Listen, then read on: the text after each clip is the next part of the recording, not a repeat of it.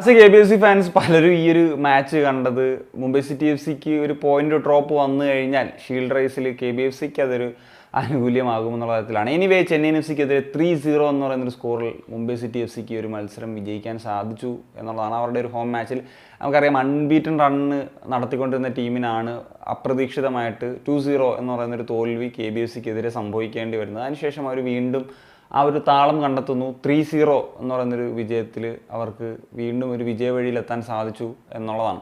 ഇപ്പം ഈ ഒരു മത്സരത്തിലേക്ക് വരുന്ന സമയത്ത് പലരും പറയും നമ്മൾ ഈ ചെന്നൈയിനെതിരെയാണോ നമുക്കൊരു ഡ്രോ മാത്രം കിട്ടിയത്, അതൊരു ഹോമിലൊരു ഡ്രോ മാത്രം കിട്ടിയതെന്നുള്ളത്. ചിലപ്പം ഫുട്ബോളിൽ അങ്ങനെയാണ്, ചില കാര്യങ്ങളൊക്കെ അങ്ങനെ സംഭവിക്കാം. പക്ഷേ ആ ഒരു മാച്ചിനെ പറ്റി പറയുമ്പോൾ നമ്മൾ വിജയിക്കേണ്ട മാച്ചായിരുന്നു അത്.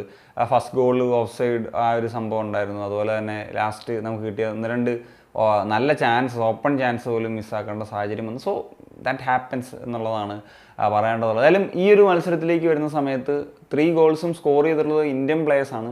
ആദ്യം അവർക്കൊരു പെനാൽറ്റി ഇൻസിഡൻ്റ് ആയിരുന്നു ഉണ്ടായിരുന്നത്.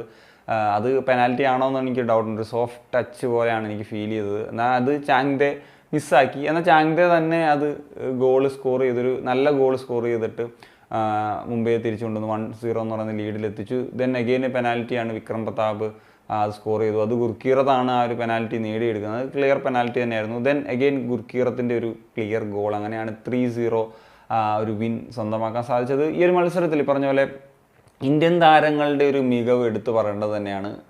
ഫ്രണ്ടിലുണ്ടായിരുന്ന ചാങ്തെ, അതുപോലെ തന്നെ വിക്രം പ്രതാപ് ആൻഡ് സെക്കൻഡ് ഹാഫിൽ ഒരു പകരക്കാരൻ്റെ റോൾ വന്ന ഗുർക്കീറത്താണെങ്കിലും ശരി.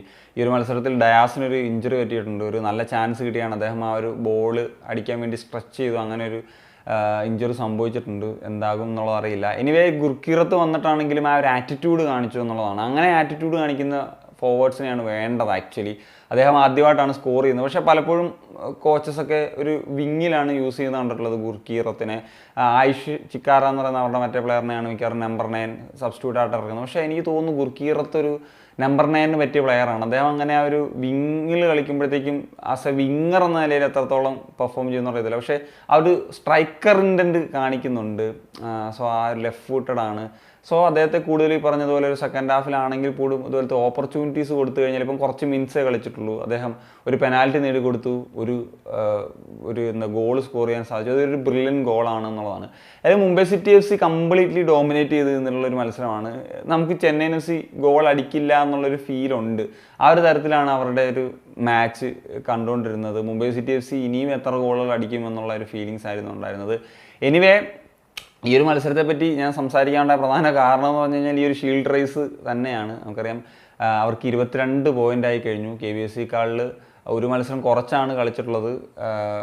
11 മാച്ചിൽ നിന്നാണ് 22 പോയിൻറ്റ്. സോ ഒരു മാച്ച് കുറച്ചിട്ട് ആണെങ്കിൽ കൂടി ഒരു 4 പോയിൻറ്റിൻ്റെ ഡിഫറൻസ് മാത്രമേ ഉള്ളൂ. ദെൻ നമുക്ക് ഡെഫിനറ്റ്ലി പറയാൻ സാധിക്കും KBFC, Goa, Mumbai city FC ഈ ഒരു ഷീൽഡ് റേസിലുള്ള 3 ടീമുകൾ എന്നുള്ള നിലയിൽ ഇവരെ നമുക്ക് ഉറപ്പായിട്ടും വിശേഷിപ്പിക്കാൻ കഴിയും. ഇനിയിപ്പോൾ ആ ഒരു ബ്രേക്കിലേക്ക് പോകുന്ന സമയത്ത് ഇവരാണ് ഫേവറേറ്റ്സ്, അല്ലെങ്കിൽ പകുതി ഘട്ടം കഴിയുമ്പോൾ ഇവർ തന്നെയാണ് ഫേവറേറ്റ്സ് എന്നുള്ള കാര്യത്തിൽ സംശയമൊന്നുമില്ല. ഇനി അടുത്തൊരു ഫേസിലേക്ക് വരുന്ന സമയത്ത് അതിലെന്ത് ചേഞ്ചസ് ഒക്കെ ഉണ്ടാകും എന്നുള്ളതൊക്കെയാണ് കണ്ടറിയേണ്ടത്. So that's it guys. അപ്പം ഇതൊക്കെയാണ് സംസാരിക്കാൻ ഉദ്ദേശിച്ചത്. അപ്പം എന്താണ് നിങ്ങളുടെ ഒപ്പീനിയൻ തീർച്ചയായിട്ടും കമൻസില്ല. രേഖനയും സനിയ.